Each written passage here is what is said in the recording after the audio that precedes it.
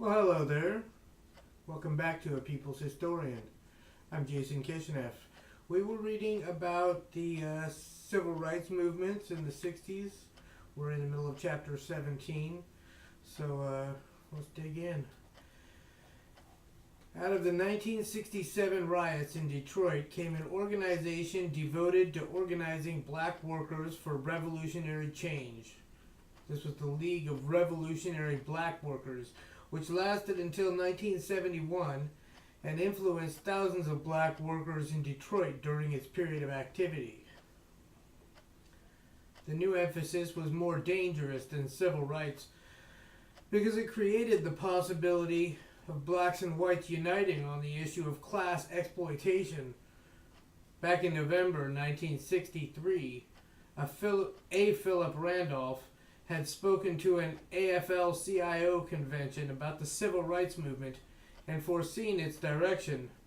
The Negro's protest today is but the first rumbling of the underclass. As the Negro has taken to the streets, so will the employed of all races take to the streets. Attempts began to do with blacks what had been done historically with whites, to lure a small number into the system with economic enticements. There was talk of black capitalism. Leaders of the NAACP and CORE, C-O-R-E, were invited to the White House. James Farmer of CORE, a former freedom rider and militant, was given a job in President Nixon's administration. Floyd McKissick of CORE received a $14 million government loan to build a housing development in North Carolina. Lyndon Johnson Lyndon Johnson had given jobs to some blacks through the Office of Economic Opportunity. Nixon set up an Office of Minority Business Enterprise.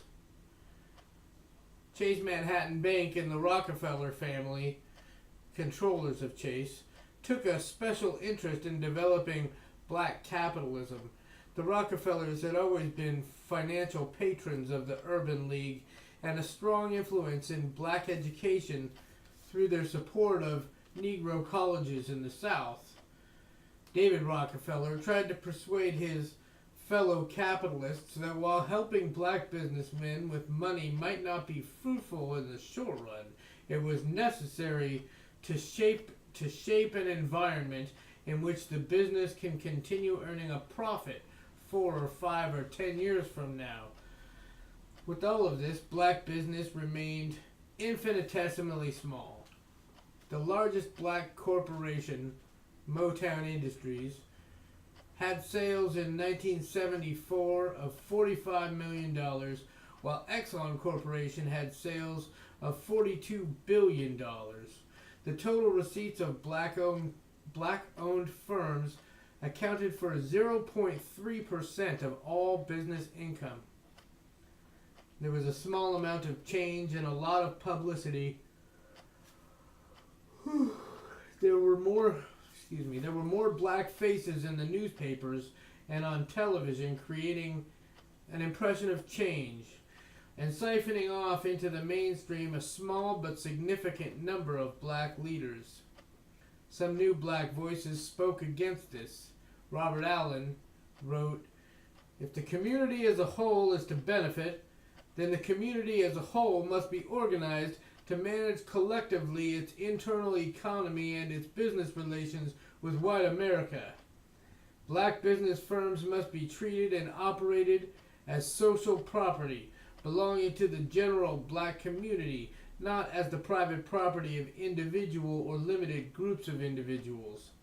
This necessitates the dismantling of capitalist property relations in the black community and their replacement with a planned communal economy." If you're an FBI, that's probably terrifying.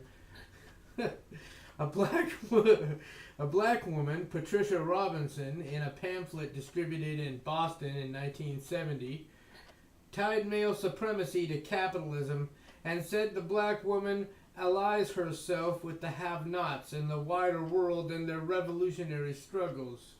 She said the poor black woman did not in the past question the social and economic system, but now she must. And in fact, she has begun to question aggressive male domination and the class society which enforces it, capitalism. Another black woman, Margaret Wright, said she was not fighting for equality with men. Margaret Wright said she was not fighting for equality with men if it meant equality in the world of killing, the world of competition. I don't want to compete on no damned exploitative level. I don't want to exploit nobody. I want the right to be black and me. The system was working hard by the late 60s and early 70s to contain the frightening explosiveness of the black upsurge. Blacks were voting in large numbers in the South, and in the 1968 Democratic Convention, 3 blacks were admitted into the Mississippi delegation. By 1977, more than 2,000 blacks held office in 11 southern states. In 1965, the number was 72.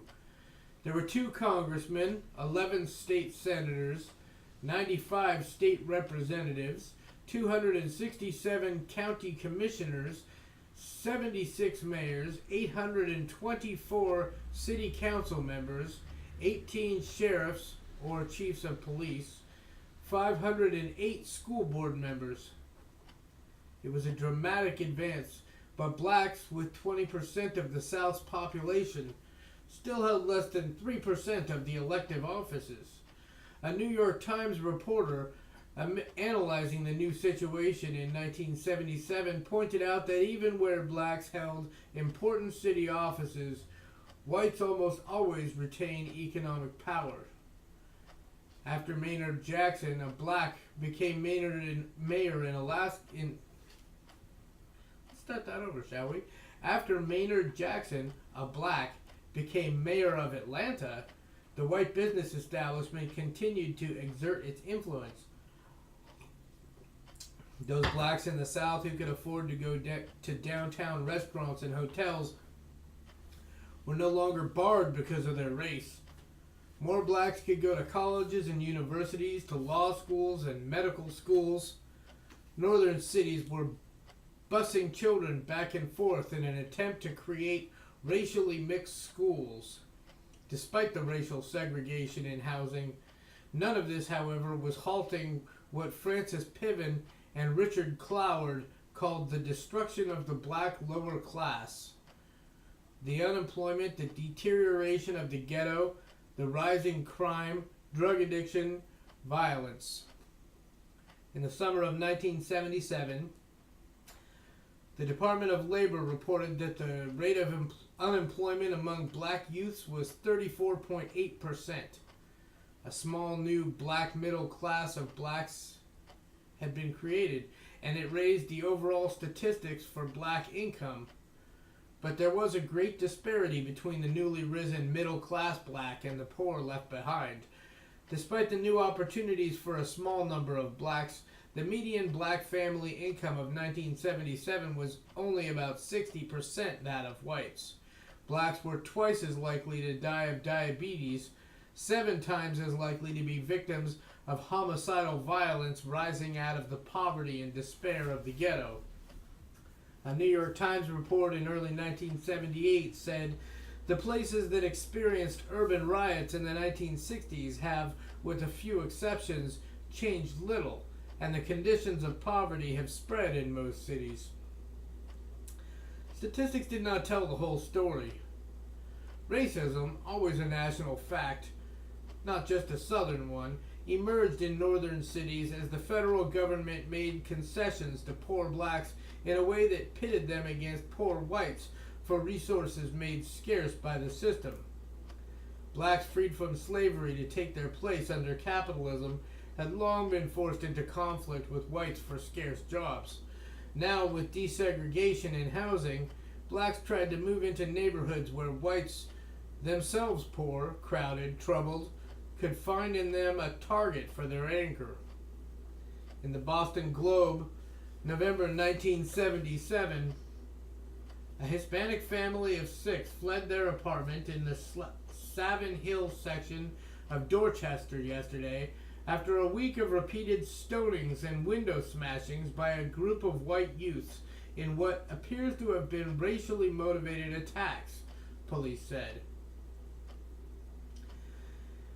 In Boston, the busing of black children to white schools and whites to black schools set off a wave of white neighborhood violence. The use of busing to integrate schools, sponsored by the government and the courts in response to the black movement, was an ingenious concession to protest. It had the effect of pushing poor whites and poor blacks into competition for the miserable, inadequate schools which the system provided for all the poor. Was the black population hemmed into the ghetto, divided by the growth of a middle class, decimated by poverty, attacked by the government, driven into conflict with whites under control? Surely in the mid-70s there was no great black movement underway, yet a new black consciousness had been born and was still alive. Also, whites and blacks were crossing racial lines in the South to unite as a class against employers. In 1971, 2,000 woodworkers in Mississippi, black and white, joined together to protest a new method of measuring wood that led to lower wages. In the textile mills of Chpt, Stevens, where 44,000 workers were employed in 85 plants, mostly in the South, blacks and whites were working together in union activity. In Tifton, Georgia, and Milledgeville, Georgia, in 1977, blacks and whites served together on the union committees of their plants. Would a new black movement go beyond the limits of the civil rights actions of the 60s, beyond the spontaneous urban riots of the 70s, beyond separatism to a coalition of white and black in a historic new alliance? There was no way of knowing this in 1978. In 1978, 6 million black people were unemployed. As Langston Hughes said, what happens to a dream deferred? Does it dry up or does it explode? If it did explode, as it had in the past, it would come with a certain inevitability. Out of the conditions of black life in America, and yet because no one knew when, it would come as a surprise. Like the end of this chapter, which seems surprisingly short. So we'll end here, and we'll pick up on the next one. Hope you enjoyed the reading, however short. It's like half time. Don't forget to hit that like and subscribe button. Hit that notification bell because YouTube has been known to unsubscribe people. And have a good one.